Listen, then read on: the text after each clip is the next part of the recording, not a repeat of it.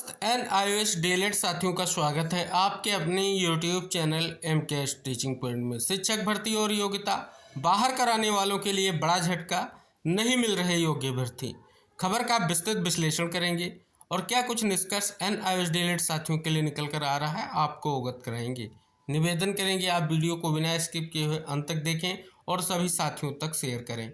अगर आप चैनल पर पहली बार विजिट कर रहे हैं तो कृपया चैनल को सब्सक्राइब करके बेल आइकन जरूर प्रेस कर लें, जिससे ऐसी महत्वपूर्ण इन्फॉर्मेशन जो आप तक शेयर की जाए आसानी से पहुंचती रहें। हम बात करने वाले हैं उत्तराखंड प्राथमिक शिक्षक भर्ती के परपेज में।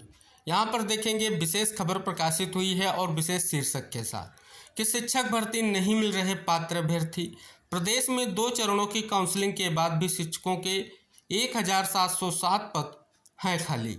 प्रदेश के सरकारी प्राथमिक विद्यालयों में सहायक अध्यापकों के 2906 पदों के लिए चल रही भर्ती में विभाग को पात्र अभ्यर्थी नहीं मिल रहे हैं। 2 चरणों की काउंसलिंग के बाद भी अभी 1707 पद खाली हैं। अब तक 1199 पदों पर जिन अभ्यर्थियों को नियुक्ति दी गई है उसमें भी आधे अभ्यर्थी राज्य के बाहर से डीएलएड किए हुए हैं। कुछ अभ्यर्थियों के मुताबिक बाहरी राज्यों से डीएलएड करने वाले अभ्यर्थियों के प्रमाण पत्र और स्थायी निवास प्रमाण पत्रों की जांच की जाए तो इसमें फर्जीवाड़ा पकड़ में आ सकता है। प्रदेश के प्राथमिक विद्यालयों में शिक्षकों के 3000 से अधिक पद खाली हैं और विभाग की ओर से इससे पहले भी इन पदों को भरने के लिए अभ्यर्थियों से आवेदन मांगे गए थे। शुरुआत में भर्ती में बीएड और डीएलएड अभ्यर्थियों को शामिल किया गया था, लेकिन बाद में निर्णय लिया गया कि इसमें NIOS से डीएलएड अभ्यर्थियों को भी शामिल किया जाए। बीएड अभ्यर्थी इसके विरोध में आ गए थे। इसके बाद NIOS से डीएलएड अभ्यर्थियों को भर्ती में शामिल करने के आदेश को रद्द कर दिया गया।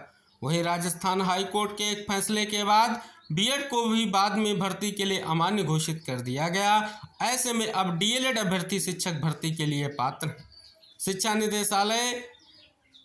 निदेशालय और शिक्षा निदेशक RLR के मुताबिक एक अभ्यर्थी ने 10 जिलों से आवेदन किया है। 2 बार की काउंसलिंग में 1199 अभ्यर्थियों का चयन कर उन्हें नियुक्ति दी जा चुकी है। इसमें उत्तराखंड से डीएलएड करने वाले 650 अभ्यर्थी शामिल हैं। शिक्षक भर्ती के लिए पात्र अभ्यर्थियों के नाम मिलने से कुछ पद खाली रह जाएंगे, बाद में नए सिरे से भर्ती की जाएगी। इस बीच राज्य से डीएलएड कर चुके 650 अभ्यर्थियों का नया बैच भी दिसंबर में आ जाएगा। रही बात जांच की, राज्य के बाहर से डीएलएड करने वाले सभी अभ्यर्थियों के प्रमाण पत्रों की जांच होगी, ये कहा गया है शिक्षा निदेशक के प्रारंभिक शिक्षा के द्वारा। तो देख सकते हैं, जैसा कि स्पष्ट हो गया है कि आप सभी को हम इंगित करा दें, उत्तराखंड की प्राथमिक शिक्षक भर्ती के मामले में पहले मामला हाई कोर्ट में निस्तारित हुआ। वहां NIOS डीएलएड के फेवर में फैसला आया। उसी फैसले को सुप्रीम कोर्ट में चैलेंज किया गया, जिस पर 28/11/2023 को सुप्रीम कोर्ट का बड़ा जजमेंट आया और 18 महीने का NIOS डीएलएड डिप्लोमा और 24 महीने का रेगुलर डीएलएड डिप्लोमा किस प्रकार से सेम है, इस पर एक बड़ा फैसला दिया गया और NIOS डीएलएड को प्राथमिक शिक्षक भर्ती के लिए वैलिड नहीं माना गया। इसी फैसले के बाद अगर आप देखेंगे, एक और महत्वपूर्ण फैसला भी प्रभावी हुआ। वो साथियों 11 अगस्त 2023 का वो महत्वपूर्ण फैसला जो बीएड वर्सेस बीटीसी के परपेच में आया और जिसमें बीएड को भी प्राथमिक शिक्षक भर्ती के लिए एलिजिबल नहीं माना गया। यहाँ पर अगर आप देखेंगे, जो उत्तराखंड में बेसिक शिक्षा नियमावली है उसमें संशोधन किया जा चुका है। अब केवल और केवल रेगुलर डीएलएड के छात्र ही प्राथमिक शिक्षक भर्ती में सम्मिलित हो सकते हैं। तो इस प्रकार से अगर देखेंगे, यहाँ पर पूरा का पूरा विश्लेषण दिया है कि 2904 पदों की शिक्षक भर्ती में अभी भी 1707 पद खाली हैं और 2 काउंसलिंग कंप्लीट हो चुकी हैं। यानी इंतजार किया जा रहा है अब योग्य अभ्यर्थियों का, क्योंकि आप अगर देखेंगे NIOS डीएलएड अभ्यर्थियों के प्राथमिक शिक्षक भर्ती से बाहर होने से बहुत बड़ा निष्कर्ष आप सभी के सामने आ रहा है। तो आप सभी को पता है, हम बात कर लें, अब सुप्रीम कोर्ट में जो NIOS डीएलएड के परपेच में समीक्षा याचिका है उसे भी स्वीकार कर लिया गया है। दूसरी तरफ ट्रांसफर पिटीशन के माध्यम से भी बड़ा प्रयास किया जा रहा है, आप सभी को इंगित होगा। अब यहाँ पर बात कर लें, क्या NIOS डीएलएड के लिए आगे की स्थितियाँ महत्वपूर्ण हैं? तो बिल्कुल महत्वपूर्ण है। यहाँ पर अगर आप देखेंगे, इस प्रकार से स्थितियाँ आपको देखने को मिल रही हैं, तो कहीं ना कहीं अभ्यर्थियों को प्रयास करना होगा।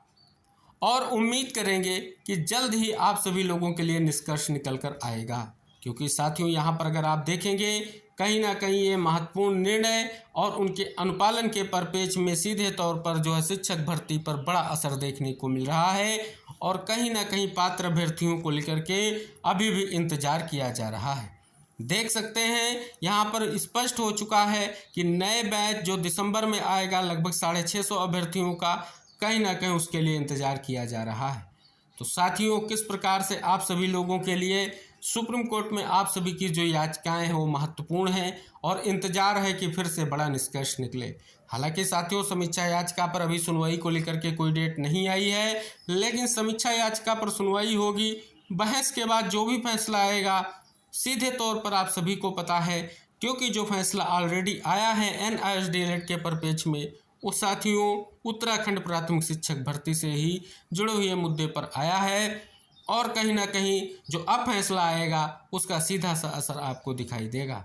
दूसरी तरफ आप सभी को पता है चाहे बीएड वर्सेस बीटीसी का फैसला हो, चाहे NISD के परिप्रेक्ष्य में फैसला हो, कहीं ना कहीं सुप्रीम कोर्ट फैसले का निष्कर्ष आप देख रहे हैं कि कहीं ना कहीं पूरे देश में ये लागू हो चुका है और किसी भी राज्य में शिक्षक भर्ती आने से पहले ही विज्ञप्ति के माध्यम से सूचित किया जाता है। सुप्रीम कोर्ट के फैसले का आलोक लेकर के स्पष्ट किया जाता है कि जो है NISD व बीएड अभ्यर्थी अब प्राथमिक शिक्षक भर्ती के लिए एलिजिबल नहीं है। तो इस प्रकार से एक बड़ी खबर और एक बड़ा निष्कर्ष आप सभी के सामने आ चुका है। तो कहीं ना कहीं चाहे हमारे बीएड के अभ्यर्थी हों, चाहे हमारे NISD के अभ्यर्थी हों, कहीं ना कहीं उनके लिए महत्वपूर्ण निष्कर्ष देखने को मिल रहा है। हालांकि अगर हम बात कर लें बीएड अभ्यर्थियों के परिप्रेक्ष्य में तो उनके माध्यम से जो समीक्षा याचिका दाखिल की गई थी उसे कोर्ट ने एक्सेप्ट नहीं किया है। दूसरी तरफ छत्तीसगढ़ बीएड और डीएड मैटर पर एक हाल में बड़ा फैसला आ चुका है और वो फैसला स्पष्ट करता है कि 11 अगस्त 2023 व उसके बाद में जो भी भर्ती विज्ञापन है उसमें बीएड अभ्यर्थी अब पात्र नहीं है और जिन बीएड अभ्यर्थियों को नियुक्ति दी गई थी उनकी नियुक्तियां निरस्त करने का आदेश आ चुका है। तो इस प्रकार से साथियों NISD के लिए अभी बहुत सारी संभावनाएं हैं, क्योंकि उनकी याचिकाओं पर सुप्रीम कोर्ट में विचार हो रहा है और सुप्रीम फैसले का फिर से इंतजार किया जा रहा है और आने वाली शिक्षक भर्तियों के लिए अब सभी NISD अभ्यर्थियों को एकजुट होना होगा और कहीं ना कहीं इंतजार करना होगा कि जल्द से जल्द एक बड़ा निष्कर्ष निकल कर आए और स्थितियाँ स्पष्ट हों।